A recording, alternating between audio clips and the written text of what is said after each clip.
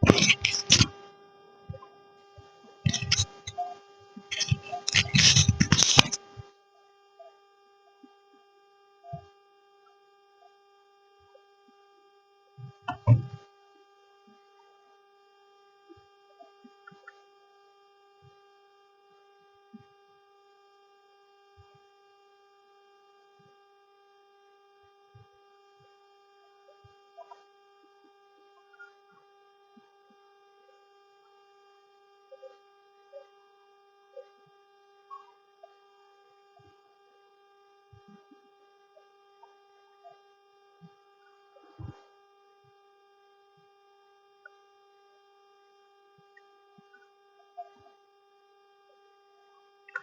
Everyone, this is Rambabu and welcome to success journey TV channel.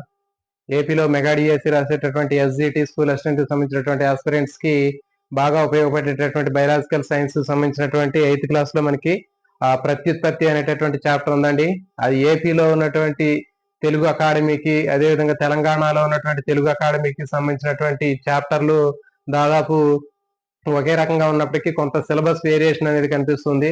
అంటే ఉన్నటువంటి syllabus లో దాదాపు తెలంగాణ సిలబస్ అనేది కొంచెం స్టాండర్డ్ ఎక్కువగా ఉంది. ఏపీలో ఉన్నటువంటి బయాలజికల్ సైన్స్ సంబంధించినటువంటి చాప్టర్లు చాలా తక్కువగా వెయిటేజ్, అంటే దానికి సంబంధించినటువంటి కాఠిన్యం కొంచెం తక్కువగా ఉన్నట్లు కనిపించింది. సిలబస్ కూడా చాలా ఈజీగా ఉంది ఏపీకి సంబంధించినటువంటిది. కాబట్టి మరి ఇక్కడ ఏపీకి ప్రిపేర్ అయ్యేటటువంటి ఆస్పిరెంట్స్ ఎవరైతే ఉన్నారో ఆ బయాలజికల్ సైన్స్ సేమ్ రిలేటెడ్ గా ఉన్నటువంటి తెలంగాణలో ఉన్నటువంటి బుక్లు కూడా మనకి సేమ్ తీసుకున్నప్పుడు కొంచెం ఇన్ఫర్మేషన్ అనేది కొంచెం ఎక్కువగా ఇవ్వటం జరిగింది.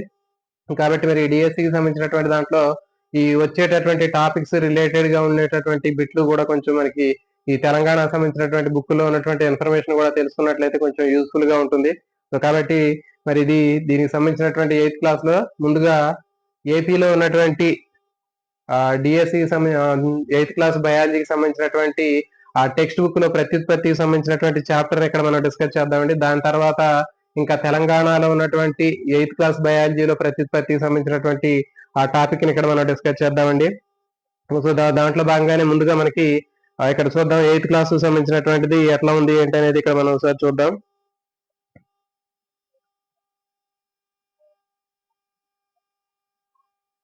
ఎయిత్ క్లాస్ టెక్స్ట్ బుక్ ని తీసుకున్నట్లయితే మనకి 8th క్లాస్ టెక్స్ట్ బుక్ లో మనకి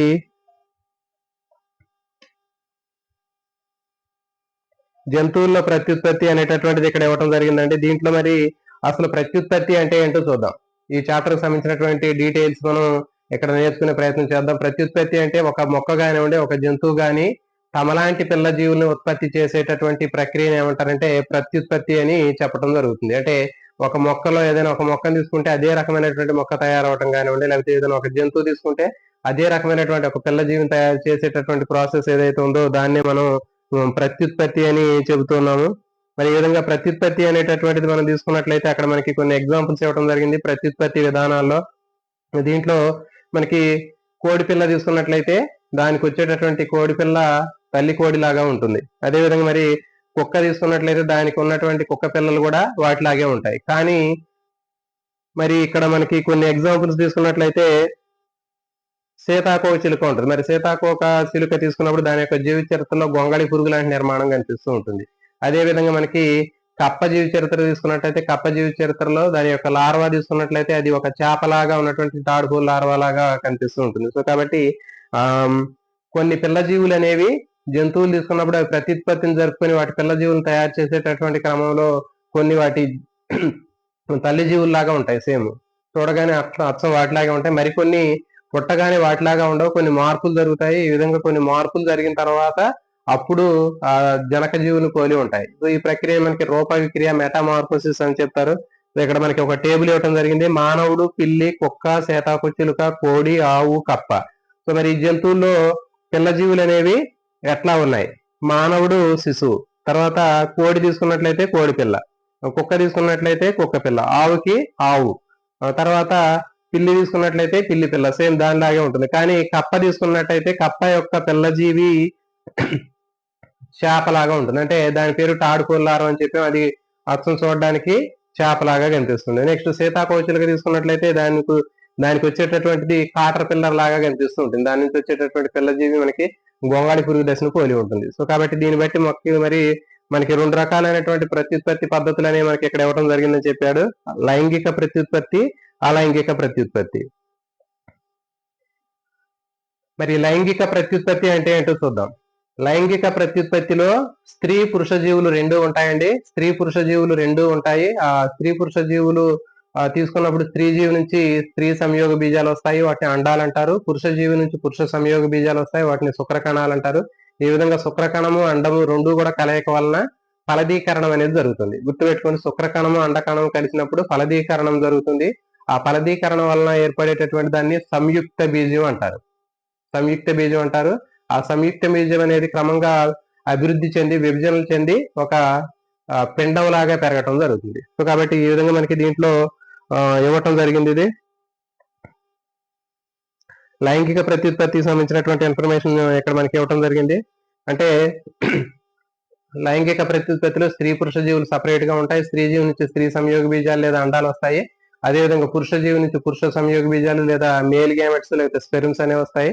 ఇప్పుడు ఈ రెండు కలయిక వలన ఫలదీకరణం జరుగుతుంది. ఫలదీకరణం జరగటం వలన సంయుక్త బీజం అనేది ఏర్పడుతుంది, జైగోట్ ఏర్పడుతుంది. ఆ సంయుక్త బీజం ఏర్పడిన తర్వాత దాంట్లో అభివృద్ధి చెంది పిండాభివృద్ధి జరిగి ఒక శిశువులాగా ఏర్పడటం జరుగుతుంది. కానీ అలైంగిక ప్రత్యుత్పత్తి తీసుకున్నప్పుడు అలైంగిక ప్రత్యుత్పత్తిలో మనకి ఎలాంటి స్త్రీ పురుష జీవులు ఉండవండి. కేవలం ఒకే జీవి మాత్రమే ఉంటుంది. దాన్ని జనక జీవి అంటారు. జనక జీవి నుంచి వాటికి సంబంధించినటువంటి పిల్ల జీవులు అనేవి తయారవటం జరుగుతుంది. దీంట్లో మేల్ ఫిమేల్ అనేవి సపరేషన్ అనేది ఉండదు. సంయోగ బీజాలు ఏర్పడటం కూడా ఉండదు. Next page number 87 AP book లో పేజీ నెంబర్ 87 తీసుకున్నట్లయితే మరి మానవ పురుష ప్రత్యుత్పత్తి వ్యవస్థ అనేటటువంటి భాగాలు మనకి ఇక్కడ ఇవ్వటం జరిగింది. మరి చూడండి, ఇక్కడ మానవ పురుష ప్రత్యుత్పత్తి వ్యవస్థకు సంబంధించినటువంటిది ఇక్కడ మీకు పిక్చర్ వేయటం జరిగింది. ఇది కేవలం 8th క్లాస్ మాత్రమే కాదు, 10th క్లాస్ లో కూడా మనకి దీనికి సంబంధించినటువంటిది ఉంది. అందుకని చెప్పి ఇది 8th క్లాస్ 10th క్లాస్ కి కామన్ గా ఉపయోగపడేటటువంటి టాపిక్ ని ఇక్కడ మీకు ఎక్స్ప్లెయిన్ చేసి చెప్పడం జరుగుతుందండి. సో చూడండి, మరి మానవ పురుష ప్రత్యుత్పత్తి వ్యవస్థలో ఒక జత ముష్కాలు అనేవి ఉంటాయండి. వీటిని టెస్టిస్ అంటారు. ఇవి శరీరానికి బయట ముష్క గోణి అనేటటువంటి స్క్రోటల్ సాక్స్ అనేటటువంటి ఆ సంచలన నిర్మాణంలో ఈ ముష్కాలు అనేవి మనకి కనిపిస్తూ ఉంటాయి. అయితే ఇవి రెండు ఉంటాయని చెప్పాము. అయితే ఈ ముష్కాలు ఎందుకు మరి శరీరానికి బయట ఎందుకు ఉంటాయి అని ప్రశ్న అడగవచ్చు. మరి ఎందుకు ముష్కాలు శరీరంలో లోపల ఉండవచ్చు కదా, బయట ఎందుకు ఉంటున్నాయి అంటే, ఆ ముష్కాల నుంచి శుక్రకణాలు తయారు అవ్వాలి అంటే ఖచ్చితంగా వాటికి శరీర ఉష్ణోగ్రత కంటే ఒక 2 డిగ్రీలు టెంపరేచర్ 2-2.5 డిగ్రీల టెంపరేచర్ అనేది తక్కువగా ఉండాలి. మరి అందుకని చెప్పేసి మరి ముష్క గోణుల్లో ఆ బాడీ టెంపరేచర్ అనేది మనకి శరీర ఉష్ణోగ్రత ఎంత ఉందో దానికంటే ఒక 2-2.5 డిగ్రీలు ఉష్ణోగ్రత తక్కువ అనేది ఉంటుంది. అంటే 37 డిగ్రీ సెంటిగ్రేడ్ బాడీ టెంపరేచర్ ఉంటే మరి ఆ ముష్క గోణిలో ఉండే టెంపరేచర్ 35 డిగ్రీస్ ఉంటుంది. కాబట్టి మరి ఆ టెంపరేచర్ ఉన్నప్పుడు మాత్రమే శుక్రకణాలు అనేవి తయారీ అనేది జరుగుతుంది. సో కాబట్టి అందుకోసమే మనకి ముష్క గోణుల లోపల ముష్కాలు అనేవి ఉంటాయి. అంటే డెలివరీ జరగడానికి ముందు అవి ఆ శిశువు యొక్క ఉదరకుహరంలో ఉంటాయి. ఇంకొక అర్ధ గంటకి డెలివరీ జరిగి బేబీ బయటకు వస్తుంది అనుకున్నప్పుడు ఆ టైంలో ఆ శిశువులో ఉన్నటువంటి ఉదరకుహరంలో పొట్టలో ఉన్నటువంటి ఆ ముష్కాలు ఆ ముష్క గోణిలోకి రావటం జరుగుతుంది. మరి కొంతమందిలో ఆ ముష్క గోణిలో రావాల్సినటువంటి ఆ ముష్కాలు అనేవి ఉదరకుహరంలో ఉండిపోవటం జరుగుతుంది. దాన్ని వాటికి సర్జరీ చేసి మళ్ళీ వాటిని బయటకు తీయాల్సినటువంటి అవసరం ఉంటుంది. క్రిప్టార్కిజం అంటారు దాన్ని. ఓకే, కాబట్టి ఈ విధంగా మనకి ముష్కాల గురించి మనం ఇక్కడ సమాచారం అనేది తెలుసుకున్నామంటే, ముష్కాలు అనేవి ఇప్పుడు ముష్క గోణిలో ఎందుకు ఉంటాయని అడుగుతాడు. ఎందుకంటే శరీర ఉష్ణోగ్రత కంటే ఒక 2 డిగ్రీలు 2.5 డిగ్రీలు ఉష్ణోగ్రత తక్కువగా ఉండాలి కాబట్టి అవి ముష్క గోణిలో ఉంటాయని గుర్తుపెట్టుకోండి. నెక్స్ట్ ముష్కం లోపల మనకి అనేక చుట్టల్లాగా ఉన్నటువంటి కాయిలింగ్ లాగా ఉన్నటువంటి స్ట్రక్చర్ కనిపిస్తుంటాయి. వీటిని సెమినిఫెరస్ టిబ్యూల్స్ అంటారు. సెమినిఫెరస్ టిబ్యూల్స్ లేకపోతే శుక్రోత్పాదక నాళికలు అంటారు. మరి ఈ శుక్రోత్పాదక నాళికలు అనేవి శుక్రకణాలను తయారు చేస్తాయి. ఇక చూడండి, మనకి ప్రతి ఒక్క ముష్కం లోపల కూడా మనకి అనేక కాయిల్స్ లాగా చుట్టలు చుట్టుకున్నటువంటి నిర్మాణాలు కనిపిస్తున్నాయి. వీటిని శుక్రోత్పాదక నాళికలు లేకపోతే సెమినిఫెరస్ టిబ్యూల్స్ అంటారు. ఒక శుక్రోత్పాదక నాళిక సెమినిఫెరస్ ట్యూబ్యూల్ ని మనం సెక్షన్ కటింగ్ చూసినట్లయితే మనకి ఇట్లా లోపల ఇట్లా కనిపిస్తూ ఉంటది. దాంట్లో 2 రకాలైనటువంటి కణాలు కనిపిస్తుంటాయి. సెర్టోరీ కణాలు, లీడింగ్ కణాలు అనేటటువంటి 2 రకాల కణాలు కనిపిస్తూ ఉంటాయి. ఇక చూడండి, సెర్టోరీ కణాలు అనేవి శుక్ర కణాలను ఉత్పత్తి చేస్తాయి. గుర్తుపెట్టుకోండి, సెర్టోరీ అనేటటువంటి దాంట్లో ముందు ఎస్ తో స్టార్ట్ అవుతుంది కాబట్టి ఎస్ ఫర్ స్పెర్మ్ అని గుర్తుపెట్టుకోండి. ఎస్ ఫర్ శుక్రకణము, ఎస్ ఫర్ స్పెర్మ్.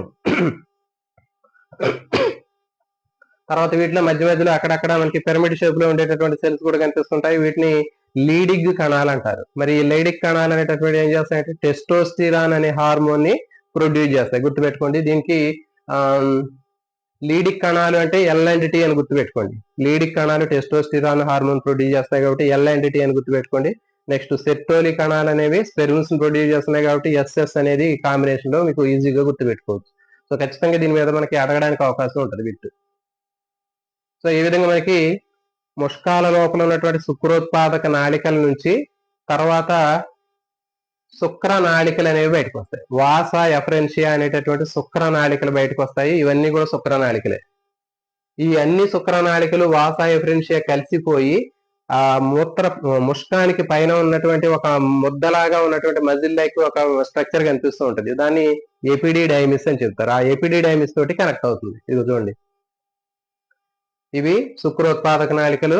ఈ శుక్రోత్పాదక నాళికల నుంచి చిన్న చిన్నగా ఉన్నటువంటి శుక్ర నాళికలు వచ్చాయి, వాస ఎఫరెన్షియా. ఈ వాస ఎఫరెన్షియా తర్వాత లేకపోతే శుక్ర నాళికలన్నీ కూడా కలిసిపోయి ఆ ముష్కానికి పైన ఉన్నటువంటి టెస్టిస్ కి పైన ఉన్నటువంటి ఒక మజిల్ లాగా ఉన్నటువంటి ఎపిడిడైమిస్ తోటి కనెక్ట్ అవుతుంది. చూడండి ఇక్కడ ఈ ఎపిడిడైమిస్ తోటి కనెక్ట్ అయిన తర్వాత ఈ ఎపిడిడైమిస్ లో శుక్ర కణాలు అనేవి టెంపరీగా స్టోర్ చేయబడటం జరుగుతుంది. అడుగుతుడు ఎపిడిడైమిస్ యొక్క పని ఏమిటి అని అడిగితే శుక్ర కణాలు తయారు చేయడం, శుక్ర కణాలని నిల్వ చేయడం, శుక్ర కణాలని చైతన్యం చేయడం అని ఇట్లా రకరకాల ఆప్షన్స్ ఇస్తాడు. సో కాబట్టి సరైనటువంటి సమాధానం ఏంటి అంటే ఎపిడిడైమిస్ అనేది తాత్కాలికంగా శుక్ర కణాలని నిల్వ చేస్తుంది అని మీరు ఆన్సర్ రాయొచ్చు ఇక్కడ. ఇది నెక్స్ట్ ఇది అయిపోయింది. ఇక్కడ నుంచి ఎపిడిడైమిస్ నుంచి నెక్స్ట్ శుక్ర వాహిక అనేది వస్తుంది. దీన్ని వాస డిఫరెన్షియా అంటారు. అంతకుముందు ఇది వాస ఎఫరెన్షియా, వాస ఎఫరెన్షియా తర్వాత ఎపిడిడైమిస్, ఎపిడిడైమిస్ తర్వాత వాస డిఫరెన్షియా. దీన్ని శుక్రగ్రాహిక అంటారు. ఓకే, ఈ శుక్రవాహిక అంటారు. ఈ శుక్రవాహిక అనేది ముష్కగోణి నుంచి బయలుదేరి ఇక చూడండి, ముష్కగోణి నుంచి బయలుదేరి ఉదరకుహరంలోకి పోయి మూత్రనాళం చుట్టి ఇట్లా వస్తుంది లోపలికి. మూత్రనాళం చుట్టూ కూడా ఇట్లా వచ్చేసి ఇట్లా కిందికి రావడం జరుగుతుంది. ఇది శుక్రవాహిక, వాస డిఫరెన్షియా అంటారు. సో కాబట్టి దీని యొక్క వరుస క్రమం కూడా చాలా ఇంపార్టెంట్ అండి. మళ్ళీ ఒకసారి వరుస క్రమం చూద్దాం. శుక్రోత్పాదక నాళికలు ఫస్ట్, శుక్రోత్పాదక నాళికలు లేదా సెమినిఫెరస్ ట్యూబ్యూల్స్. దాని నుంచి వాస ఎఫరెన్షియా అంటే శుక్ర నాళికలు. ఆ శుక్ర నాళికలు అన్ని కూడా కలిసిపోతే ఏం తయారవుతుంది, దేంతో కనెక్ట్ అవుతుంది అంటే శుక్ర నాళికలు వాస ఎఫరెన్షియా అన్ని కూడా కలిసిపోయి ఎపిడిడైమిస్ తోటి కనెక్ట్ అవుతుంది. ఎపిడిడైమిస్ తర్వాత శుక్రవాహిక, వాస డిఫరెన్షియా. ఇది సో ఇది ఇట్లా ఉదరకోరంలోకి ఇట్లా ముందుకు పోతుంది. అట్లా పోయేటప్పుడు ఇక చూడండి ఇక్కడ ఈ ఉదరకుహరంలోకి వెళ్ళిన తర్వాత ఈ శుక్రవాహిక ఏదైతే ఉందో ఇది శుక్రవాహిక వాస డిఫరెన్షియా అని చెప్పాం. దానికి ఒక గ్రంథి వచ్చి కలుస్తుంది. సో దాని ఏమంటారంటే శుక్రగ్రాహిక అంటారు. సెమినల్ వెసికిల్స్ ఇక చూడండి, ఇవి రెండు కూడా సెమినల్ వెసికిల్స్ శుక్ర గ్రాహిక అంటారు. శుక్రగ్రాహిక గుర్తుపెట్టుకుని జాగ్రత్తగా వినండి. ఇది శుక్రవాహిక వాస డిఫరెన్షియా, ఇది శుక్రగ్రాహిక సెమినల్ వెసికిల్ అంటారు. సెమినల్ వెసికిల్ అయితే శుక్ర గ్రాహిక అంటారు. ఇది చూడండి, ఈ శుక్రగ్రాహిక దీనికి కనెక్ట్ అవుతుంది. అంటే ఇటు నుంచి వచ్చేటటువంటి శుక్రవాహిక వాస డిఫరెన్షియా, ఈ పై నుంచి వచ్చినటువంటి శుక్రగ్రాహిక లేదా సెమినల్ వెసికిల్, ఇవి రెండు కూడా కలిసిపోయి వై ఆకారంలోకి కిందకు వస్తాయి. ఇక్కడ చూడండి, ఇవి రెండు కూడా కలిసిపోయి ఇట్లా వై ఆకారంలో కిందకు వచ్చింది. ఇటు ఈ వై ఆకారంలో కిందకు వచ్చినటువంటి ఈ గొట్టం ఏదైతే ఉందో దాన్ని స్ఖలన నాళము లేదా ఎజిక్యులేటరీ డక్ట్ అని పిలుస్తారు. స్ఖలన నాళము లేదా ఎజిక్యులేటరీ డక్ట్ అని పిలుస్తారు. టెక్స్ట్ బుక్ లో ఇక్కడ ఈ పార్ట్ కొంచెం క్లారిటీగా ఉండదు. ఇక్కడ మీకు బాగా అర్థమయ్యేటట్టుగా క్లియర్ గా ఇక్కడ ఈ పిక్చర్ వేయడం జరిగింది. సో టెక్స్ట్ బుక్ లో మొత్తం కూడా అక్కడ కన్ఫ్యూజ్ గా ఉంటుంది, పిక్చర్ క్లియర్ గా ఉండదు. ఇక చూడండి, ఇది శుక్రవాహిక వాస డిఫరెన్షియా. ఈ వాస డిఫరెన్షియా లేదా శుక్రవాహిక ఈ విధంగా వస్తూ ఉంటే పైనుంచి శుక్రగ్రాహిక లేదా సెమినల్ వెసికిల్ అనేది ఒక చిన్న కాడతోటి ఒక స్టాక్ తోటి దీని నుంచి ఒక ట్యూబ్ లైక్ స్ట్రక్చర్స్ తోటి కిందకు వస్తుంది. ఇవి రెండు కూడా కలిసిపోతాయి. ఇది శుక్రగ్రాహిక, ఇది శుక్రవాహిక. సెమినల్ వెసికిల్ తర్వాత వాస డిఫరెన్షియా, ఇవి రెండు కూడా కలిసిపోయి ఒక చిన్న ట్యూబ్ ను ఫామ్ చేస్తాయి. దీన్ని ఏమంటారంటే స్ఖలన నాళము లేదా ఎజిక్యులేటరీ డక్ట్ అంటారు. ఇక చూడండి, రెండు స్ఖలన నాళాలు ఎజిక్యులేటరీ డక్ట్లు కూడా దేంతో కలుస్తాయంటే ఇక్కడ చూడండి ప్రసేకము లేదా యూరెత్ర అనేటటువంటి భాగంతో కలుస్తాయి. అంటే ప్రసేకము లేదా యూరెత్ర అనేది ఏంటి అంటే యూరినరీ బ్లాడర్ లో ఉన్నటువంటి యూరిన్ ని బయటికి పాస్ చేసేటటువంటి ఛానల్ ఇది. ఇక చూడండి, ఇది యూరినరీ బ్లాడర్. ఆ యూరినరీ బ్లాడర్ లో ఉన్నటువంటి యూరిన్ అనేది బయటికి పాస్ చేయడం కోసం పురుషాంగం నుంచి బయటికి పాస్ చేయడం కోసం ఇక్కడ ఒక ట్యూబ్ లాంటిది తయారవుతుంది. సో దాన్ని ఏమంటారంటే యూరెత్ర అంటారు, ప్రసేకం అని తెలుగులో పిలుస్తారు. ఈ ప్రసేకం తోటి కనెక్ట్ అవుతుంది. ఓకే, సో ఇప్పుడు మనకి ఇంకా ఒక 2 గ్రంథులు కనిపిస్తాయి ఇక్కడ.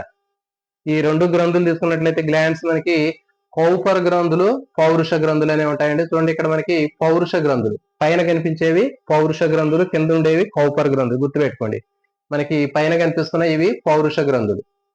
మరి పౌరుష గ్రంథుల నుంచి వచ్చేటటువంటి పౌరుష గ్రంథి స్రావము, ప్రోస్టేట్ గ్లాండ్ సిక్రేషన్ ఏదైతే ఉందో అదేం చేసిందంటే శుక్ర కణాలకి పోషణ ఇచ్చింది. అంటే శరీరం బయటికి శుక్ర కణాలు ఎప్పుడైతే బయటికి పాస్ అవుతుందో బయటికి వచ్చినటువంటి శుక్ర కణాలకు కావాల్సినటువంటి పోషణ అందించింది. అవి ఉత్తేజంగా ఉండటానికి ఉపయోగపడుతుంది. అంటే ఆ శుక్ర కణాలు యాక్టివ్ గా ఉంచడానికి వాటికి కావాల్సినటువంటి నారిష్మెంట్ చేయడానికి ఉపయోగపడుతుంది. గుర్తుపెట్టుకోండి, ఇది పౌరుష గ్రంథులు. చాలా చాలా ఇంపార్టెంట్.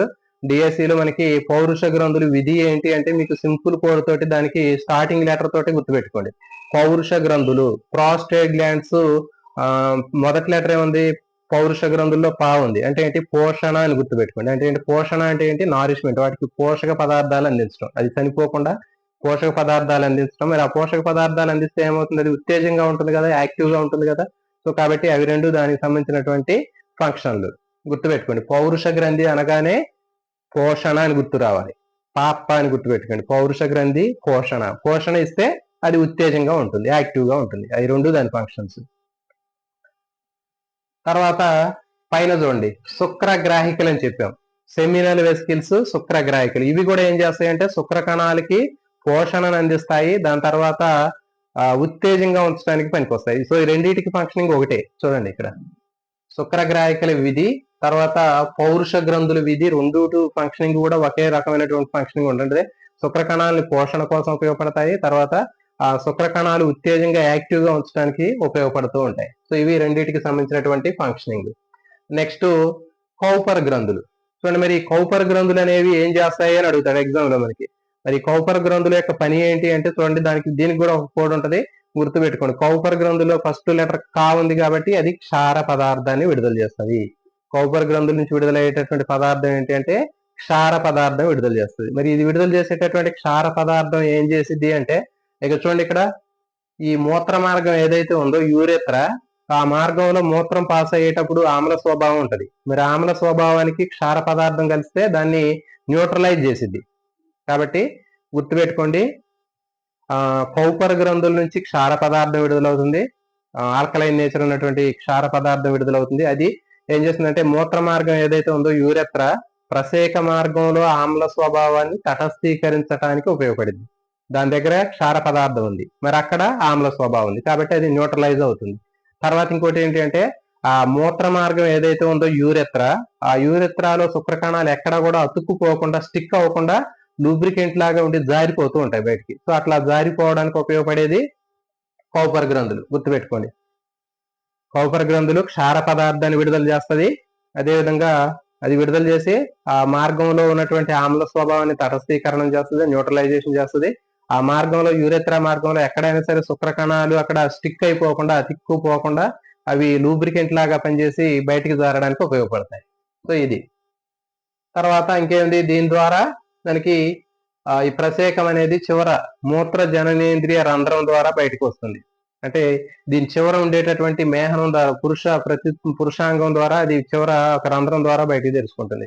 చూడండి, ఈ మార్గానికి ఒక పేరు ఉంది, మూత్ర జననేంద్రియ మార్గం అంటున్నారు. ఎందుకు మూత్ర జననేంద్రియ మార్గం అంటున్నారు అంటే చూడండి, ఇక్కడ ఈ మూత్రాశయంలోకి వచ్చినటువంటి మూత్రము ఇదే పురుషాంగం ద్వారా బయటికి విసర్జించబడుతుంది. అంటే ఇక్కడ చూడండి, యూరెత్రా లేకపోతే ప్రత్యేకం ద్వారా ఈ పురుషాంగం ద్వారా బయటికి యూరిన్ అనేది బయటికి పాస్ అవుతుంది. అదేవిధంగా స్పెర్మ్స్ కూడా అదే ఛానల్ నుంచి బయటకు వస్తున్నాయి. ఇది చూడండి, ఈ స్పెర్మ్స్ కూడా ఇదే ఛానల్ నుంచి బయటకు వస్తున్నాయి. కాబట్టి యూరెత్రా ద్వారా ఈ మార్గాన్ని ఏమంటారంటే మూత్ర జననేంద్రియ మార్గం అంటారు, యూరినో జెనిటల్ ట్రాక్ అంటారు. యూరినో జెనిటల్ ట్రాక్, మూత్ర జననేంద్రియ మార్గం అని చెప్తారు. దాని చివర ఉండే రంధ్రాన్ని మూత్ర జననేంద్రియ రంధ్రం, యూరినోజెనిటల్ పోర్ అని చెప్తారు. దీని ద్వారా యూరిన్ బయటికి పాస్ అయింది, స్పెర్మ్స్ కూడా బయటకు వస్తాయి. అయితే ఇక్కడ చూడండి, ఈ శుక్రగ్రాహికల నుంచి వచ్చేటటువంటి శుక్రగ్రాహిక ద్రవము, సెమినల్ వెసికిల్ నుంచి వచ్చేటటువంటి సెమినల్ ఫ్లూయిడ్, తర్వాత ఈ ప్రోస్టేట్ గ్లాండ్ నుంచి పౌరుష గ్రంథుల నుంచి వచ్చేటటువంటి పౌరుష గ్రంథి స్రావము, కౌపర గ్రంథుల నుంచి వచ్చేటటువంటి కౌపర గ్రంథులు స్రావము, ఇవన్నిటిని కలిపి ఏమంటారంటే సెమినల్ ఫ్లూయిడ్ అంటారు. సెమినల్ ఫ్లూయిడ్ అంటారు. ఈ సెమినల్ ఫ్లూయిడ్ తర్వాత శుక్ర కణాలు కలిసినప్పుడు సెమిన్ అని చెప్తారు. శుక్ర కణాలు లేకుండా మిగిలినటువంటి ఈ మూడింటి ద్రవాన్ని ఏమంటారంటే సెమినల్ ఫ్లూయిడ్ అని చెప్పడం జరుగుతుంది. సెమినల్ ఫ్లూయిడ్, సెమినల్ ద్రవం అని చెప్తారు. అవి తర్వాత శుక్ర కణం కలిసినప్పుడు దాన్ని శుక్రము అని చెప్తారు, సెమిన్ అంటారు. గుర్తుపెట్టుకోండి. కాబట్టి మరి దాదాపు ఒక 60% శుక్ర కణాలు అనేవి యాక్టివ్ గా ఉంటేనే అక్కడ ఫలదీకరణం చేయడానికి ఆ శుక్ర కణాలు అనేవి ఉపయోగపడతాయి. సో ఇది దీనికి సంబంధించినటువంటి ఇన్ఫర్మేషన్ అండి. ఇది కంప్లీట్ గా 10th క్లాస్ లో కూడా ఉంటుంది. కాబట్టి ఎస్జిటి వాళ్ళకి కూడా 10th క్లాస్ స్టాండర్డ్ లో ఉన్నటువంటి ఇన్ఫర్మేషన్ ఇక్కడ మీకు చెప్పాను. 100% మీకు ఇది పురుష ప్రత్యుత్పత్తి వ్యవస్థకు సంబంధించినటువంటి ఇన్ఫర్మేషన్ ఇక్కడ ఇవ్వడం జరిగింది. నెక్స్ట్ దీంట్లో పేజీ నెంబర్ 87, ఏపీలో ఉన్నటువంటి టెక్స్ట్ బుక్ లో పేజీ నెంబర్ 87 లో మనకి శుక్రకణం నిర్మాణం ఇచ్చాడండి. ఈ శుక్రకణం నిర్మాణం మీద బిట్లు ఎట్లా అడగడానికి అవకాశం ఉంటుందంటే చూడండి, ఇక్కడ మనకి శుక్రకణం తీసుకున్నట్లయితే శుక్రకణంలో మనకి 3 పార్ట్స్ అనేవి కనిపిస్తుంటాయి. స్పెర్మ్ లో ఒకటి హెడ్, తల భాగం ఉంటుంది, దాని తర్వాత నెక్ ఉంటుంది, తర్వాత మిడిల్ పీస్ ఉంటుంది, దాని తర్వాత టెయిల్, తోక ఉంటుంది. సో మరి ఒక్కొక్క దానికి ఒక్కొక్క ఫంక్షనింగ్ అనేది ఉంటుంది. వీటికి సంబంధించినటువంటి ప్రాక్టీస్ బిట్లు కూడా మీకు ఇంతకుముందు 1 గంట క్రితం మీకు వీటికి సంబంధించి పెట్టడం జరిగిందండి. అంటే ఈ చాప్టర్ సంబంధించినటువంటి ప్రాక్టీస్ బిట్లు ఎట్లా ఉంటాయి అనేది కొన్ని శాంపిల్ గా పెట్టడం జరిగింది. మరి అయితే ఈ స్పెర్మ్ తీసుకున్నట్లయితే, శుక్రకణం తీసుకున్నట్లయితే ఆ శుక్రకణంలో తల భాగం అనేది ఉంటుందని చెప్పాం. ఇది తల, హెడ్. దాంట్లో ఒక కేంద్రకం ఉంటుంది. ఆ కేంద్రకం తర్వాత ఆ శుక్రకణం చివరి భాగంలో ఒక ముళ్ళు లాంటి నిర్మాణం ఉంటుంది. దీన్ని ఏమంటారంటే యాక్రోజోమ్ అంటారు. మరి యాక్రోజోమ్ అనేది చాలా చాలా ఇంపార్టెంట్ అండి. దీని యొక్క పని ఏంటి అంటే ఫలదీకరణం చెందే టైంలో, ఫర్టిలైజేషన్ ప్రాసెస్ జరిగేటప్పుడు శుక్రకణం అండంలోకి పెనిట్రేట్ అయ్యి చొచ్చుకొని లోపలికి పోవడానికి ఉపయోగపడుతుంది. అంటే ఫలదీకరణం జరగాలంటే ఒక శుక్రకణం అండం కలవాలి కదా. సో కాబట్టి మరి ఆ శుక్రకణం అండం లోపలికి చొచ్చుకుపోవడానికి ఉపయోగపడుతుంది. మనం ఒక బెలూన్ తీసుకుని దానికి ఒక సూది తీసుకుని మనం కుచ్చామనుకోండి, ఎట్లా ఉంటుంది, రంధ్రం పడుతుంది. అట్లా ఈ శుక్రకణం అండం లోపలికి వెళ్ళడం కోసం ప్రత్యేకంగా దాని చివర ఒక నీడిల్ లాగా ఉన్నటువంటి ముళ్ళు లాంటి నిర్మాణం ఉంటది. సో దీన్ని ఏమంటారంటే యాక్రోజోమ్ అంటారు. గుర్తుపెట్టుకోండి, చాలా చాలా ఇంపార్టెంట్ ఇది. నెక్స్ట్ నెక్, మెడ భాగం అనేది హెడ్ భాగాన్ని తర్వాత మిడిల్ పీస్ ని కలిపేటటువంటి భాగం, మధ్య భాగాన్ని కలుపుతుంది. నెక్స్ట్ ఇది మిడిల్ పీస్. మధ్య భాగం తీసుకున్నట్లయితే మధ్య భాగంలో మనకి మైటోకాండ్రియాలు ఉంటాయి. గుర్తుపెట్టుకోండి, మన శుక్రకణంలో, స్పెర్మ్ లో మైటోకాండ్రియాలు ఏ భాగంలో ఉంటాయి? తల భాగంలో, మధ్య భాగంలో, మెడ భాగంలో, తోక భాగంలో అంటారు. కాబట్టి దానికి కోడ్ ఏంటంటే మైటోకాండ్రియా మధ్య భాగం. మా రెండింటికి కూడా మా లెటర్ల తోటి స్టార్ట్ అవుతాయి. కంపేర్ ఈజీగా సిమిలర్ గా ఉంటుంది. మధ్య భాగంలో మైటోకాండ్రియాలు ఉంటాయి. ఇవన్నీ కూడా ఏం చేస్తాయంటే శక్తిని ఉత్పత్తి చేస్తాయి. నెక్స్ట్ ఇది తోక, పొడవైనటువంటి తోక కనిపిస్తుంటుంది. తోకను తీసుకున్నట్లయితే చలనం కోసం ఉపయోగపడుతుంది. అంటే శుక్రకణం చలనం జరపడానికి ఉపయోగపడుతుంది. సో ఇది దీనికి సంబంధించినటువంటి స్ట్రక్చర్. నెక్స్ట్ స్త్రీ ప్రత్యుత్పత్తి వ్యవస్థ ఇచ్చాడండి. ఇక్కడ మనకి పేజీ నెంబర్ అదే పేజీలో 87లో, ఏపీలో ఉన్నటువంటి పేజీ నెంబర్ 87లో ఉన్నటువంటి పేజీలో మనకి స్త్రీ ప్రత్యుత్పత్తి వ్యవస్థ ఇచ్చాడు. మరి స్త్రీ ప్రత్యుత్పత్తి వ్యవస్థ తీసుకుంటే స్త్రీ ప్రత్యుత్పత్తి వ్యవస్థలో ఒక జత స్త్రీ బీజ కోశాలు ఉంటాయి. ఆ స్త్రీ బీజ కోశాల నుంచి ఏంటి అంటే అండాలు విడుదలవుతాయి. స్త్రీ బీజ కోశాల నుంచి అండం అనేది విడుదలవుతుంది. ఆ అండం విడుదలవటాన్ని అండోత్సర్గము అంటారు, ఓవ్యులేషన్ అంటారు. స్త్రీ బీజ కోశాలు 2 ఉంటాయి. 2 స్త్రీ బీజ కోశాల్లో ఒక్కొక్క స్త్రీ బీజ కోశం నుంచి ఒక నెల ఒక స్త్రీ బీజ కోశము, ఇంకొక నెల ఇంకొక స్త్రీ బీజ కోశం నుంచి ఆ అండం అనేది విడుదలవుతుంది. దీన్ని అండోత్సర్గం అంటారు.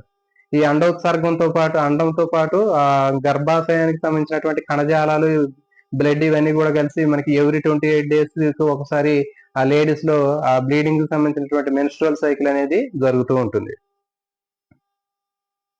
ఇది ఈ పేజీలో ఉన్నటువంటి ఇన్ఫర్మేషన్. నెక్స్ట్ పేజీ నెంబర్ 89లో మనకి అక్కడ అండాన్ని ఇవ్వటం జరిగిందండి.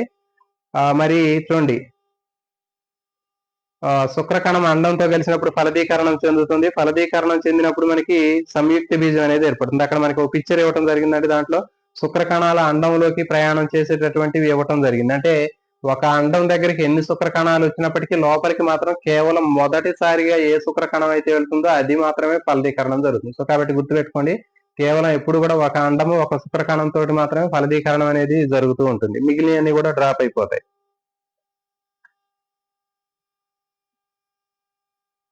కాబట్టి ఫలదీకరణం చెప్పాం మనం ఇప్పుడు. ఆ శుక్రకణం అండంతో కలిసినప్పుడు లోపలికి వెళ్ళినప్పుడు ఫలదీకరణం అనేది జరుగుతుంది. ఫలదీకరణం జరిగినప్పుడు, ఫర్టిలైజేషన్ ప్రాసెస్ జరిగినప్పుడు సంయుక్త బీజము జైగోట్ అనేది తయారవుతుంది. మరి ఆ సంయుక్త బీజం అనేది ఒకే కణం ఉంటుందండి, గుర్తుపెట్టుకుని. సంయుక్త బీజంలో కేవలం ఒకే కణం అనేది ఉంటుంది. ఆ ఒకే కణం ఉన్నటువంటి సంయుక్త బీజము అనేక సార్లు విభజనలు చెంది అనేక కణాలు ఉన్నటువంటి ఒక పిండంగా తయారవుతుంది. ఆ పిండం అనేది ఎదిగి 9 నెలలు ఎదిగిన తర్వాత ఒక శిశువుగా ఏర్పడటం జరుగుతుంది.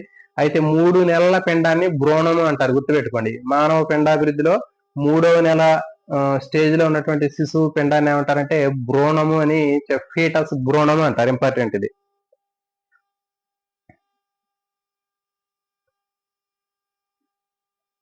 నెక్స్ట్ ఫలదీకరణం. ఫలదీకరణం అనేది స్త్రీజీవికి శరీరం లోపల జరిగితే దాన్ని అంతర ఫలదీకరణం అంటారు. స్త్రీజీవి శరీరానికి బయట జరిగినట్లయితే బాహ్య ఫలదీకరణం అంటారు. మనకి దీనికి సంబంధించినటువంటిది ఇన్ఫర్మేషన్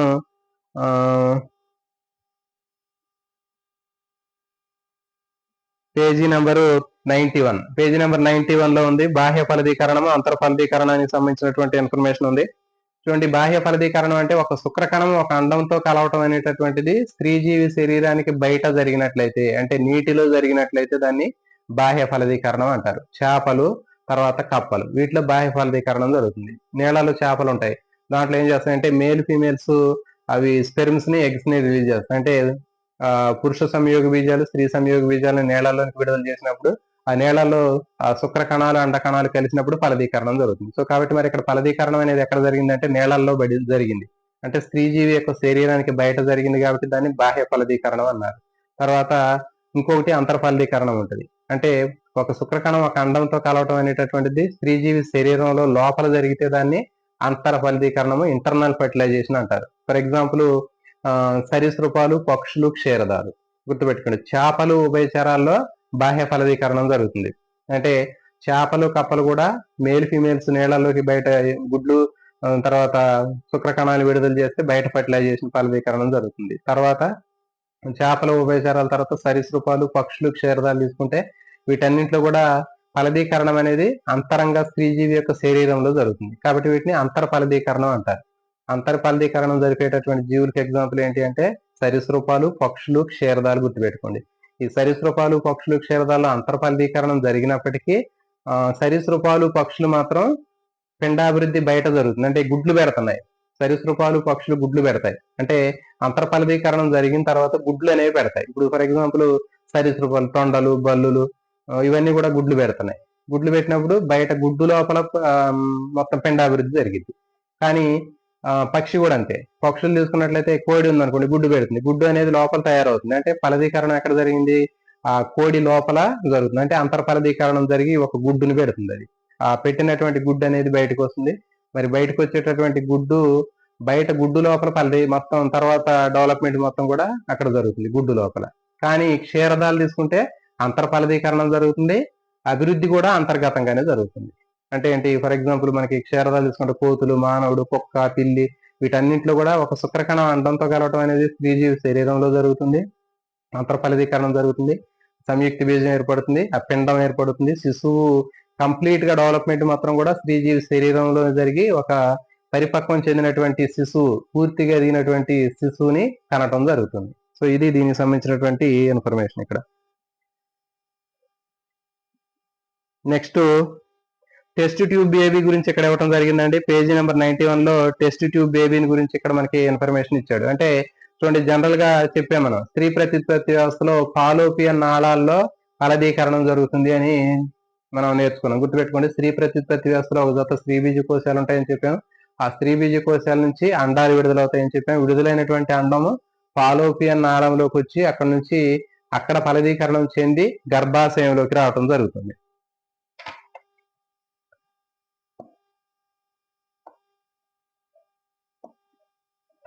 సో ఇది స్త్రీ ప్రత్యుత్పత్తి వ్యవస్థ. దీంట్లో ఇది స్త్రీ బీజ కోశాలు ఇవి.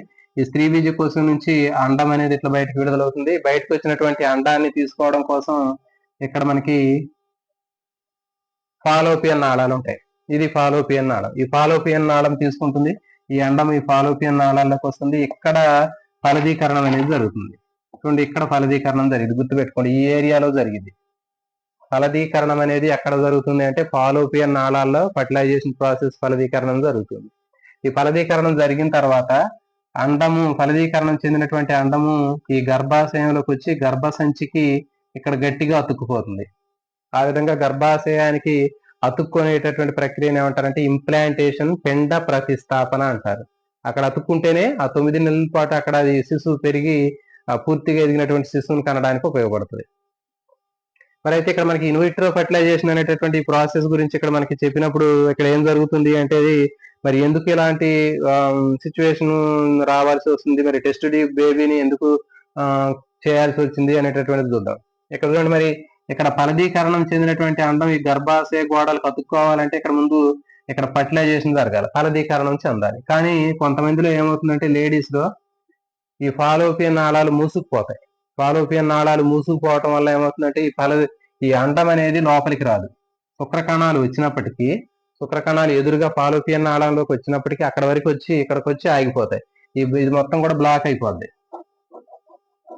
ఈ ఫాలోపియన్ నాళం మొత్తం కూడా కంప్లీట్ గా మూసుకొని పోవటం వల్ల ఏమవుతుందంటే అక్కడ ఫలదీకరణం జరగడానికి అవకాశం అనేది ఉండదు. అలాంటి సందర్భాల్లో ఆ స్త్రీల నుంచి, స్త్రీ బీజకోశాల నుంచి విడుదలైనటువంటి అండాన్ని కలెక్ట్ చేసి బయట టెస్ట్ ట్యూబ్ లో, ల్యాబ్ లో ఏం చేస్తారంటే ఈ అండాన్ని ఒక శుక్రకణంతో కలిపి ఇక్కడ ఫలదీకరణం చేస్తారు.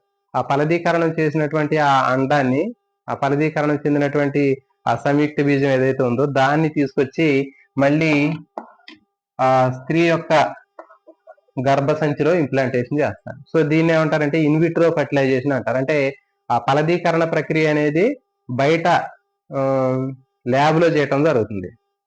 దాన్ని ఇన్విట్రో ఫర్టిలైజేషన్ అని చెప్పడం జరుగుతుంది. జనరల్ గా మరి టెస్ట్ ట్యూబ్ బేబీ అంటే ఆ బేబీ మొత్తం కూడా టెస్ట్ ట్యూబ్ లో పెరుగుతుందని అర్థం కాదు. ఈ ప్రాసెస్ ఇక్కడ ఆగిపోవటం వల్ల ఏమవుతుందంటే మళ్ళీ ఈ నెక్స్ట్ ప్రాసెస్ కంటిన్యూ అయ్యే వరకు ఆ ఫర్టిలైజేషన్ ప్రాసెస్ ని బయట చేసి మళ్ళీ తీసుకెళ్లి గర్భసంచిలో ఇంప్లాంటేషన్ చేస్తారు. అది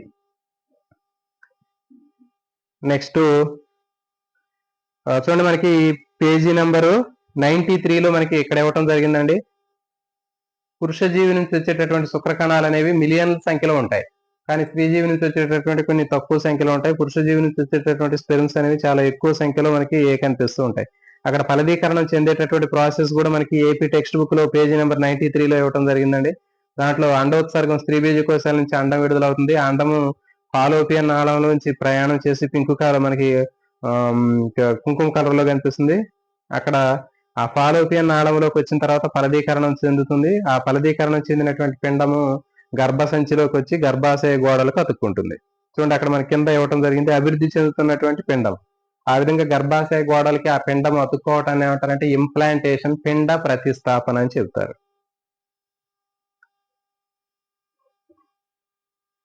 గుర్తుపెట్టుకోండి, 3 నెలలు నిండినటువంటి పిండాన్ని ఏమంటారంటే భ్రూణము లేదా ఫేటస్ అని అంటారు.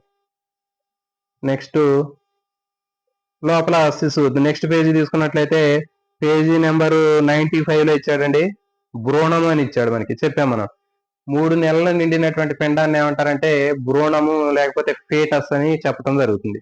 తర్వాత డెలివరీ టైంలో శిశువు సరైనటువంటి పొజిషన్కి రావడం జరుగుతుంది. అంటే అంతకుముందు శిశువు మొత్తం అటు ఇటు కదులుతూ ఉంటాడు. మరి ఆ కదులుతున్నటువంటి శిశువు డెలివరీ టైంలో తల కిందకి, కాళ్ళు పైకి ఉన్నటువంటి నార్మల్ పొజిషన్, ఆ పొజిషన్ లోకి వచ్చి డెలివరీ అవ్వటం జరుగుతుంది. నెక్స్ట్ శిశుత్పాదకాలు, అండోత్పాదకాలు అనేవి మనకి ఇవ్వటం జరిగిందండి పేజీ నెంబర్ 95లో. మరి శిశుత్పాదకాలు, అండోత్పాదకాలు అంటే చూద్దాం. పేరులోనే ఉంది, శిశువు ఉత్పాదకాలు అంటే శిశువుల్ని ఉత్పత్తి చేసేవి శిశుత్పాదకాలు. అండోత్పాదకాలు అంటే అండాల్ని ఉత్పత్తి చేసే వాటిని అండోత్పాదకాలు అంటారు. శిశుత్పాదకాల్ని వివి ప్యారస్ అంటారు, అండోత్పాదకాల్ని ఓవి ప్యారస్ అంటారు. మరి ఏవి అండోత్పాదకాలు, ఏవి శిశుత్పాదకాలు, వాటిని ఎట్లా గుర్తుపట్టాలనేది మనం ఇక్కడ నేర్చుకున్నామండి. ఏవైతే గుడ్లు పెడతాయో వాటిని అండోత్పాదకాలు అంటారు.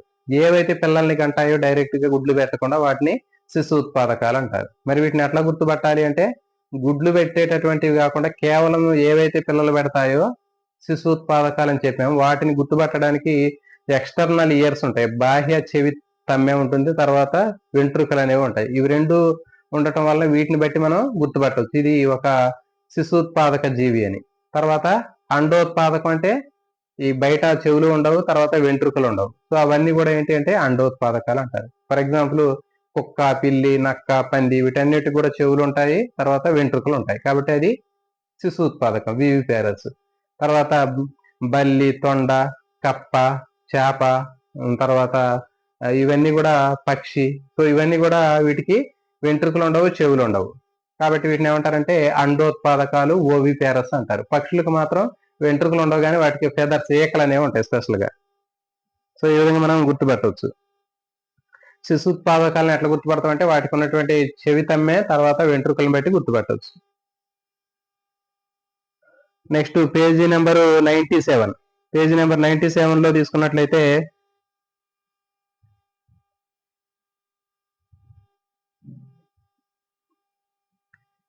పేజీ నెంబర్ 97 లో చూడండి, మనకి కప్ప జీవిత చరిత్ర గురించి ఇవ్వడం జరిగింది. అక్కడ జనరల్ గా మరి కప్ప గుడ్లు పెట్టిన తర్వాత గుడ్డు నుంచి తాడుకోలు లార్వా అనేది వస్తుంది.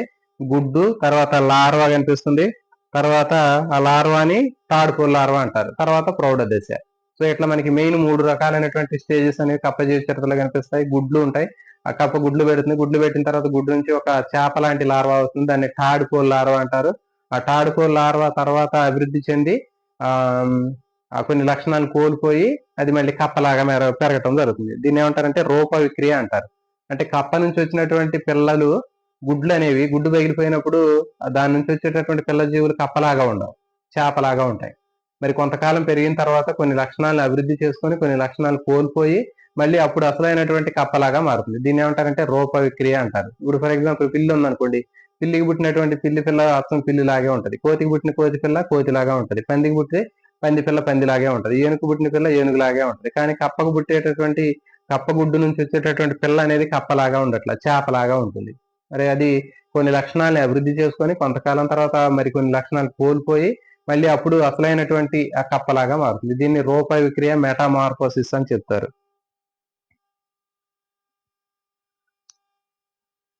నెక్స్ట్ అలైంగిక ప్రత్యుత్పత్తి. అలైంగిక ప్రత్యుత్పత్తి తీసుకున్నట్లయితే పేజీ నెంబరు 99, ఏపీ బుక్ లో పేజీ నెంబర్ 99 లో ఉంది అలైంగిక ప్రత్యుత్పత్తి. మరి ఈ అలైంగిక ప్రత్యుత్పత్తిని తీసుకున్నట్లయితే హైడ్రా తీసుకుంటే హైడ్రాలో బడ్డింగ్ అని చెప్తారు, మొగ్గ తొడగడం అంటారు. ఇప్పుడు హైడ్రా తీసుకున్నట్లయితే మనకి ఎట్లా ఉంటది, దీని చివరి శరీరం మీద అక్కడ మనకి ఇట్లా మొగ్గల్ లాంటి బడ్స్ అనేవి వస్తాయి.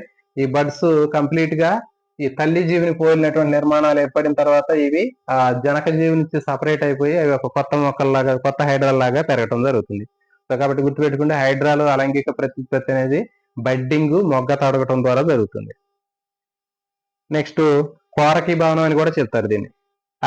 అమీబా తీసుకున్నట్లయితే అమీబాలో అలైంగిక ప్రత్యుత్పత్తి ద్విధా విచ్చిత్తి ద్వారా జరుగుతుంది. అంటే ఒక అమీబా 2 ముక్కలుగా విడిపోతే దాన్ని ద్విధా విచ్చిత్తి అంటారు, 2 పిల్ల జీవులుగా ఏర్పడుతుంది, అది ద్విధా విచ్చిత్తి. ఇది మనకి పేజీ నెంబరు 99 లో ఉంది. Next page number 101. Page number 101 లో డాలీ అనేటటువంటి దాని గురించి ఇవ్వటం జరిగింది. అంటే మనకి క్లోనింగ్ ద్వారా తయారు చేసినటువంటి మొదటి గొర్రె పిల్ల డాలీ. క్లోనింగ్ ప్రక్రియ ద్వారా మొట్టమొదటిసారిగా తయారు చేసినటువంటి జంతువు ఏది అని అడిగితే డాలీ అనేటటువంటి గొర్రె పిల్ల. గుర్తుపెట్టుకోండి.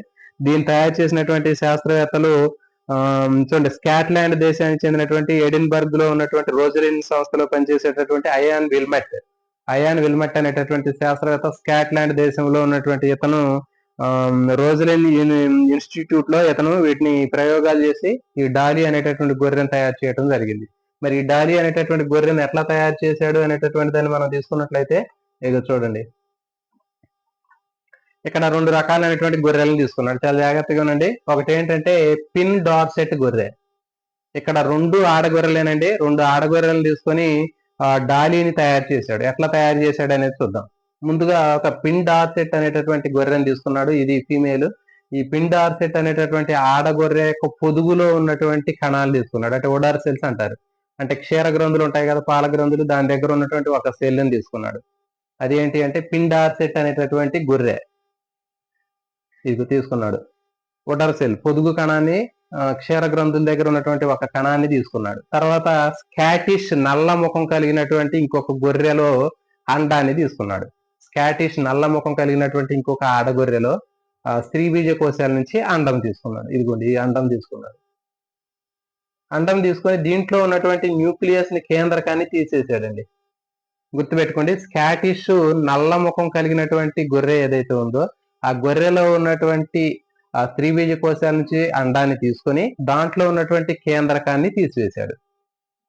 ఇప్పుడు ఏం చేశాడంటే ఈ పిండార్సెట్ గొర్రె ఏదైతే ఉందో ఆ పిండార్సెట్ గొర్రె ఆ గొర్రెకు సంబంధించినటువంటి పొదుగు కణాన్ని తీసుకొని ఇక్కడ కేంద్రకం తీసివేసినటువంటి స్కాటిష్ నల్ల ముఖం కలిగినటువంటి గొర్రె స్త్రీ బీజ కోశం నుంచి తీసుకున్నటువంటి అండాన్ని రెండింటిని కలిపి ఫలదీకరణం చేశాడు. అంటే ఒకటి శుక్రకణము ఒకటి అండకణం లాగా ఇవి రెండింటిని కూడా ప్రయోగశాలలోనే తను కలిపాడు. కలిపిన తర్వాత ఇక్కడ ఒక సంయుక్త బీజం ఏర్పడింది. ఓకే, సంయుక్త బీజం ఏర్పడిన తర్వాత ఇది కొంత విభజన చెందింది, ఒక పిండం ఏర్పడింది. ఇప్పుడు ఈ పిండాన్ని తీసుకెళ్లి దేని గర్భసంచిలో ఉంచాడు అంటే స్కాటిష్ నల్ల ముఖం కలిగినటువంటి ఆ గొర్రె గర్భసంచిలో ఉంచాడు. ఓకే, ఆ స్కాటిష్ నల్ల ముఖం కలిగినటువంటి ఆ గొర్రె ఏదైతే ఉందో దాని యొక్క గర్భసంచిలో ఉంచినప్పుడు అది మామూలుగా అది దాని యొక్క ప్రెగ్నెన్సీ పీరియడ్ ని కంప్లీట్ చేసుకుని ఒక చిన్న గొర్రె పిల్లని పెట్టింది, అది కన్నది. ఆ పుట్టినటువంటి గొర్రె పిల్ల దేనిలాగా ఉండాలి, దేని గర్భసంచిలో పెరిగింది, ఇది స్కాటిష్ నల్ల ముఖం కలిగినటువంటి గొర్రె గర్భసంచిలో పెరిగింది కదా, దాని తల్లి ఇదే కదా, స్కాటిష్ నల్ల ముఖం కలిగినటువంటి గొర్రె దాని మదర్. మరి దీనిలాగా ఉండాలి. కానీ ఆ పుట్టినటువంటి గొర్రె పిల్ల దేనిలాగా ఉందంటే పిండార్సెట్ గొర్రె పిల్లలాగా ఉంది, పిండార్సెట్ గొర్రెలాగా ఉంది. మరి ఎందుకు దానిలాగా ఉంది మనం ఒకసారి అర్థం చేసుకుందాం. చూడండి, ఇక్కడ పిండార్సెట్ గొర్రె నుంచి ఏం తీసుకున్నాడు, పొదుగు కణాన్ని తీసుకున్నాడు. ఈ పొదుగు కణంలో కేంద్రకం ఉంది. తర్వాత నల్లముఖం కలిగినటువంటి స్కాటిష్ నల్లముఖం కలిగినటువంటి గొర్రెలో దాంట్లో ఉన్నటువంటి ఆ స్త్రీ బీజ కోశాల్లో ఉన్నటువంటి అండకణాన్ని తీసుకొని దాంట్లో కేంద్రకం తీసేసాడని చెప్పాం కదా మనం. ఈ కేంద్రకం తీసేసినప్పుడు అది ఒక డమ్మీ సెల్. అది మరి ఆ డమ్మీ సెల్ కేంద్రకంలోనే మొత్తం అసలు అనువంశికతకు సంబంధించినటువంటి లక్షణాలు, తల్లిదండ్రుల లక్షణాలు మొత్తం కూడా మరి ఆ కేంద్రకంలోనే ఉంటాయి కదా. మరి ఆ కేంద్రకం ఇక్కడ మనం తీసేసాం. ఇది ఒక డమ్మీ సెల్ లాగా చేసి ఇవి రెండింటిని కూడా అతను కలిపి ఫలదీకరణం చేశాడు. మరి ఇక్కడ ఈ పొదుగు కణంలో కేంద్రకం ఉంది కాబట్టి కేంద్రకం ఏదైతే దేని నుంచి అయితే కేంద్రకం వస్తుందో ఆ కేంద్రకం ఆ వచ్చినటువంటి ఇచ్చినటువంటి దాని యొక్క లక్షణాలు కనిపిస్తాయి ఇక్కడ. సో కాబట్టి ఇక్కడ మొత్తం కూడా దేని లక్షణాలు ఉన్నాయి, పిండార్సెట్ ఆ గొర్రె యొక్క లక్షణాలు ఉన్నాయి. సో కాబట్టి ఆ వచ్చినటువంటి డాలి మొత్తం కూడా దేనిలాగా ఉందంటే పిండార్సెట్ గొర్రెలాగా ఉంది, దీనిలాగా అస్సలు లేదు. ఎందుకంటే దీనికి సంబంధించిన లక్షణాలు మొత్తం కూడా మరి దాని యొక్క కేంద్రకంలో ఉంటాయి కాబట్టి ఆ కేంద్రకం తీసివేశాం కదా. సో కాబట్టి మనకి వచ్చినటువంటి డాలి మొత్తం కూడా పిండార్సెట్ లాగా ఉంది. ఆ విధంగా తయారు చేయడం జరిగింది.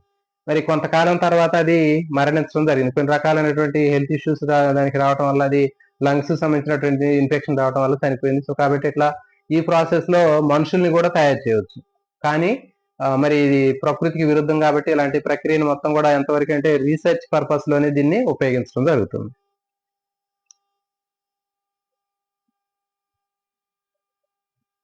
తర్వాత ఇది మనకి ఏపీలో ఉన్నటువంటి బుక్ లో ఉన్నటువంటి ఇన్ఫర్మేషన్ అండి. తర్వాత ఇంకా మరి తెలంగాణలో ఉన్నటువంటి బుక్ తీసుకున్నట్లయితే సేమ్ కొంచెం ఇదే రకంగా ఉంది కానీ కొంచెం అడిషనల్ గా మనకి మొక్కలకు సంబంధించినటువంటిది కూడా ఇన్ఫర్మేషన్ ఇవ్వడం జరిగింది. దీన్ని ఏమంటారంటే ఇన్విట్రో ఫర్టిలైజేషన్ అని చెప్పాను ఇంతకుముందు. టెస్ట్ ట్యూబ్ బేబీ లాగా పెంచేటటువంటి దాన్ని ఇన్విట్రో ఫర్టిలైజేషన్ అంటారు. మరి అదే 8th క్లాస్ బుక్ తీసుకున్నట్లయితే 8th క్లాస్ లో ప్రత్యుత్పత్తి అనేటటువంటి దాంట్లో పుష్పాన్ని గురించినటువంటి ఇన్ఫర్మేషన్ కూడా ఇవ్వడం జరిగింది. దీంట్లో ఇది పుష్ప వృంతం అండి. తర్వాత ఇది రక్షక పత్రాలు, తర్వాత ఇవి ఆకర్షక పత్రాలు, సెపల్స్ పెటల్స్. సెపల్స్ పెటల్స్ రక్షక పత్రాలు, ఆకర్షక పత్రాలు. దీని తర్వాత లోపల మనకి ముఖ్యమైనటువంటి భాగాలు అనేవి రెండు ఉంటాయని చెప్పాము. అవి కేసరావళి, అండకోశం. కేసరావళిని పురుష ప్రత్యుత్పత్తి భాగాలు అంటారు, అండకోశాన్ని స్త్రీ ప్రత్యుత్పత్తి భాగాలు అంటారు. కేసరావళి అనేటువంటి పురుష ప్రత్యుత్పత్తి భాగాన్ని యాండ్రోసియం అంటారు. స్త్రీ ప్రత్యుత్పత్తి భాగమైనటువంటి గైనోసియం ని స్త్రీ ప్రత్యుత్పత్తి భాగాన్ని గైనోసియం అంటారు. గుర్తుపెట్టుకోండి, అండకోశాన్ని స్త్రీ ప్రత్యుత్పత్తి భాగం అంటారు, కేసరావళిని పురుష ప్రత్యుత్పత్తి భాగం అంటారు. పురుష ప్రత్యుత్పత్తి భాగమైనటువంటి కేసరావళిని ఆండ్రోసియం అంటారు, స్త్రీ ప్రత్యుత్పత్తి భాగమైనటువంటి అండకోశాన్ని గైనోసియం అంటారు. ఇక చూడండి, ఇది కేసరావళి, కేసరావళిని యాండ్రోసియం అంటారు. ఇది మొత్తం కలిపి అండకోశం. ఈ అండకోశాన్ని గైనోసియం అంటారు. సో ఇప్పుడు మరి దీంట్లో ఏ భాగాలు ఉంటాయో చూద్దాం. ముందు పురుష ప్రత్యుత్పత్తి వ్యవస్థ తీసుకున్నట్లయితే దీంట్లో ఒక కాడలాగా ఉన్నటువంటి ఫిలమెంట్ ఉంటుంది, కేసర దండం అంటారు. ఇది కేసర దండం, ఇట్లా ఒక అగ్గిపుల్ల లాగా ఉంటుంది. దీనిపైన మనకి ఒక 2 తమ్మెల లాంటి బుడగల లాంటి నిర్మాణాలు కనిపిస్తాయి. సో కాబట్టి ఇది కేసర దండము. పైన ఉన్నటువంటి పరాగ కోశాలు, దాన్ని యాంతర్ అంటారు. యాంతర్లు అయితే పరాగ కోశాలు అంటారు. ఈ పరాగ కోశాల లోపల పరాగ రేణువులు ఉంటాయి. ఆ పరాగ కోశాలు మెచ్యూరిటీ వచ్చిన తర్వాత, ఆ పరాగ కోశాలు పగిలిపోయిన తర్వాత దాంట్లో ఉన్నటువంటి పరాగ రేణువులు, పోలిన్ గ్రెయిన్స్ బయటకు వస్తాయి. ఇది పురుష ప్రత్యుత్పత్తి వ్యవస్థ సంబంధించినటువంటిది ఆండ్రూసియం పార్ట్. Next gynoecium. ఇది మొత్తం కూడా స్త్రీ ప్రత్యుత్పత్తి పార్ట్ ఏదైతే ఉందో దీన్ని గైనోసియం అంటారు. దీన్ని అండకోశం అంటారు. అండకోశంలో 3 భాగాలు ఉంటాయి: అండాశయము, కీలము, కీలాగ్రము, ఓవరీ, స్టైలు, స్టిగ్మా. ఇది ఓవరీ, ఇది స్టైలు, ఇది స్టిగ్మా. తర్వాత దీని లోపల ఓవరీ లోపల ఓవ్యూల్స్ ఉంటాయి. అండాశయం లోపల అండాలు అనేవి ఉంటాయి. ఒక అండాశయంలో ఎన్ని అండాలు ఉంటే అన్ని విత్తనాలు తయారవుతాయి. గుర్తుపెట్టుకోండి, ఒక అండాశయం లోపల ఎన్ని విత్తనాలు ఉంటే అన్ని అండాలు అనేవి తయారవటం జరుగుతుంది. ఫలదీకరణం జరిగిన తర్వాత చూడండి, ఈ ఆకర్షక పత్రావళి రాలిపోతుంది. నెక్స్ట్ రక్షక పత్రావళి మాత్రం అట్లాగే ఉంటుంది. ఫర్ ఎగ్జాంపుల్ మనకి వంకాయ తీసుకున్నాం అనుకోండి, వంకాయకి పైన తొడెమ కనిపిస్తూ ఉంటుంది, అది రక్షక పత్రావళి. టమాటాకి కూడా పైన ఒక ముచ్చుకలాగా పైన తొడెమ కనిపిస్తుంటుంది, అది రక్షక పత్రావళి. కాబట్టి పుష్పం నుంచి ఫలంగా మారిన తర్వాత ఆకర్షక పత్రావళి రాలిపోతుంది, కానీ రక్షక పత్రావళి మాత్రం అది ఆ చెట్టుకు అతుక్కొని ఉంటుంది. అది తర్వాత అండాశయము, కీలము, కీలాగ్రం చెప్పినాం. అండాశయం మాత్రం అట్లాగే ఉంటుంది ఫలదీకరణం జరిగిన తర్వాత. కీలము రాలిపోతుంది, కీలాగ్రం రాలిపోతుంది. మరి అండాశయం అనేది ఒక పండులాగా, కాయలాగా తయారవుతుంది. ఒక పండు కాయలాగా తయారైన తర్వాత దాంట్లో ఎన్ని అండాలు ఉంటే అన్ని విత్తనాలు తయారవుతాయి. ఫర్ ఎగ్జాంపుల్ మామిడి ఉందనుకోండి, దాంట్లో ఒక అండాశయం లోపల ఒకే అండం ఉంది కాబట్టి అది కేవలం ఒకే విత్తనం లాగా ఉంటుంది దాంట్లో. అదే విధంగా మనకి ఒక చిక్కుడు తీసుకున్నాం అనుకోండి, చిక్కుడులో ఒక 4 చిక్కుడు గింజలు ఉన్నాయి. ఆ కాయ మొత్తం కూడా అండాశయం. అండాశయంలో 4 గింజలు ఉన్నాయి కాబట్టి 4 అండాలు ఉన్నట్లు లెక్క. ఒక ములక్కాయ ఉందనుకోండి, పొడవుగా ఉన్నటువంటి ములక్కాయ మొత్తం కూడా అండాశయం. అది అండాశయంలో దాంట్లో ఒక 10 గింజలు ఉన్నాయంటే ఆ మొత్తం కాయ మొత్తం అండాశయము, దాంట్లో ఉన్నటువంటి ఒక్కొక్క అండము ఒక్కొక్క గింజలాగా పెరుగుతుంది. ఇప్పుడు దానిమ్మ ఉంది, దానిమ్మ కాయ మొత్తం కూడా అండాశయమే.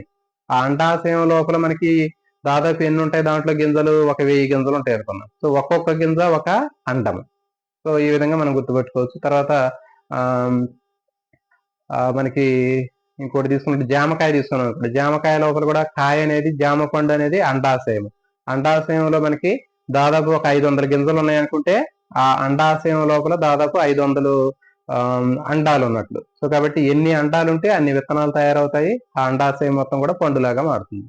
సో ఇది దీనికి సంబంధించినటువంటి ఇన్ఫర్మేషన్ అండి. ఎలాంటి మరిన్ని వీడియోల కోసం ఛానల్ ని సబ్స్క్రైబ్ చేసుకుని మీకు ఎప్పుడు కూడా బెల్ ఐకాన్ ఆన్ చేసుకుని ఉంచుకోండి. రెగ్యులర్ గా ప్రతిరోజు కూడా మీకు అవసరమైనటువంటి చాలా రకాలైనటువంటి కంటెంట్ కి సంబంధించినటువంటి, మీకు డిఎస్సికి సంబంధించినటువంటి ఇన్ఫర్మేషన్ మీరు మిస్ కాకుండా మీరు ఖచ్చితంగా ఫాలో అవుతారని ఆశిస్తున్నాను. All the best. జై హింద్.